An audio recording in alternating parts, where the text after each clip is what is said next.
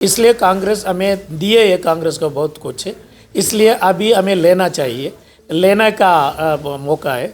इसलिए हमने एक डीसीएम बनाना है और 5 मिनिस्ट्री भी होना चाहिए, वो मिनिस्ट्री भी अच्छा एक पोर्टफोलियो मिलना।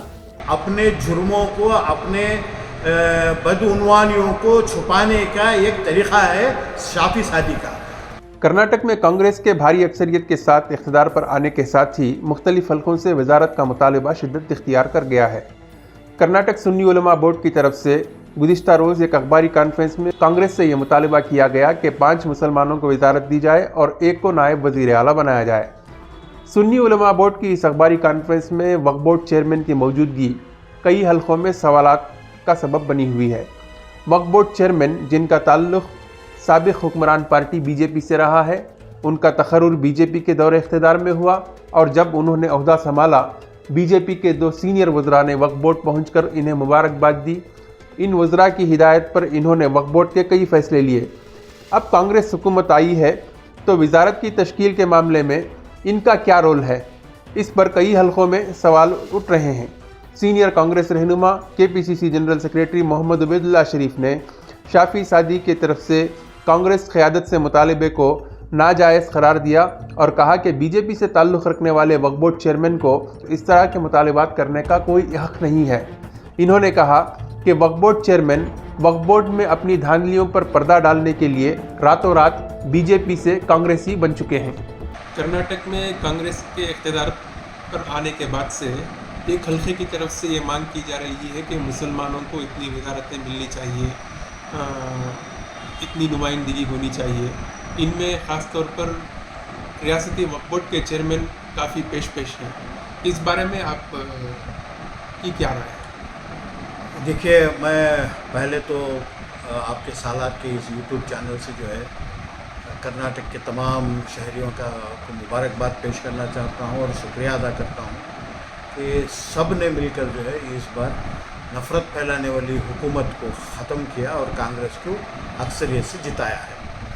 ये जो इलेक्शन है, इस इलेक्शन में सभी अमन पसंद शहरियों ने कांग्रेस का साथ दिया है। और जहाँ तक ये शाफी सादी का मामला है, शाफी सादी तो एक बीजेपी और आरएसएस के एजेंट हैं। इनको मेंबर बनाया जो बीजेपी ने, चेयरमैन बनाया बीजेपी ने।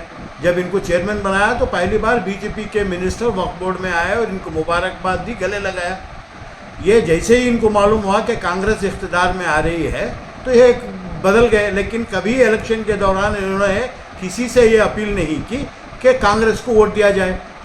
तो अचानक इनके दिल में जो है ये कांग्रेस के ताल्लुक़ से और मुसलमानों की नुमाइंदगी के ताल्लुक़ से जो है इनकी मोहब्बत जागना जो है ये कहीं ना कहीं चोर की दाढ़ी में तिनका लगता है। क्योंकि शायद इनके दौर में वक्फ बोर्ड में जो धांधलियाँ हुई हैं उसको छपाने की कोशिश ये पूरी कर रहे हैं, उसमें ये नाकाम होंगे।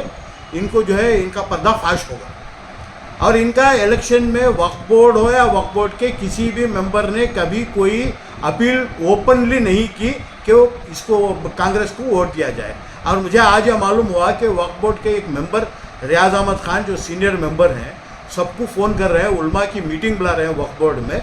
वक्फ बोर्ड जो बना है वो वक्फ की जायदादों की तहफ़्फ़ुज़ करने के लिए बुलाया गया है, सियासत करने के लिए नहीं। ये काम जो है हमारे अमीर शरीयतें हैं वो जो है तय करेंगे कि किससे क्या बात करनी है, क्या मांग करनी है। वक्फ बोर्ड चेयरमैन को क्या हक़ बनता है।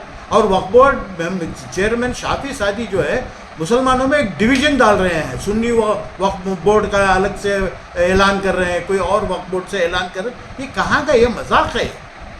सुन्नी उलमा बोर्ड के जो हमारे अमीर जान साहब हैं, बहुत भोले आदमी हैं, उनको जो है एक गलत रास्ते पे लेके जाने की कोशिश कर रहे हैं शाफी सादी। जैसा कि आपने कहा कि वक्फ बोर्ड एक सरकारी इदारा है, ऑटोनोमस इदारा है, उसकी जिम्मेदारी में वक्फ की जायदादों की निगरानी है। क्या इस तरह की मीटिंग, क्या उलमा की मीटिंग तलब करके वजारतें मांगना, क्या ये सब वक्फ बोर्ड के दायरे इख्तियार में आता है? मैं समझता हूँ आज तक वक्फ बोर्ड की तारीख में ऐसा कोई इक़दाम नहीं उठाया गया। वक्फ बोर्ड में किसी ताल्लुक़ ऐसे इस पे जो है कोई मीटिंग नहीं बुलानी चाहिए। वक्फ बोर्ड में वक्फ के ताल्लुक़ से कोई मीटिंग बुलाइए।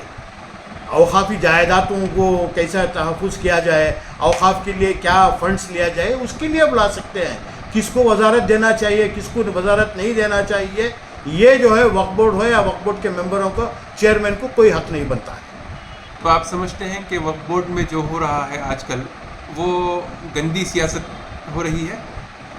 ये जो है अपने मुफाद के लिए अपने जुर्मों को, अपने बदउनवानियों को छुपाने का एक तरीक़ा है शाफी शादी का। पिछले दिनों में जिस तरीके से बीजेपी के मिनिस्टरों ने वक्फ की जायदादों को लीज पर देने के लिए खतूत भेजे हैं और उनके खतूत पे जिस तरीके से वक्फ बोर्ड में जो है रेजोल्यूशंस पास किए गए, डिस्कशंस हो गए हैं, वो सबको छपाने की कोशिश कर रहे हैं। ये वक्फ बोर्ड में आरएसएस और बीजेपी के एजेंट बन के काम करने वाले शाफी सादी जो है रातों रात कैसे कांग्रेसी बन गए और कौम के नुमाइंदे और लीडर बन गए, मुझे नहीं मालूम। इन 2 मरतबे ये वक्फ बोर्ड के मेंबर बने हैं, दोनों मरतबे जो है इनको बीजेपी की ही हुकूमत ने मेंबर बनाया था और चेयरमैन भी बीजेपी ही के लोगों ने इनको बनाया था। जब बीजेपी ये चेयरमैन बने थे, बीजेपी के माइनॉरिटी मोर्चा के सारे लोग इनको जाके मुबारकबाद दिए। आज ये जो है अचानक कांग्रेसी बन गए हैं। इलेक्शन में कभी इन्होंने कहीं किसी को कहा कि कांग्रेस को वोट दे जाए?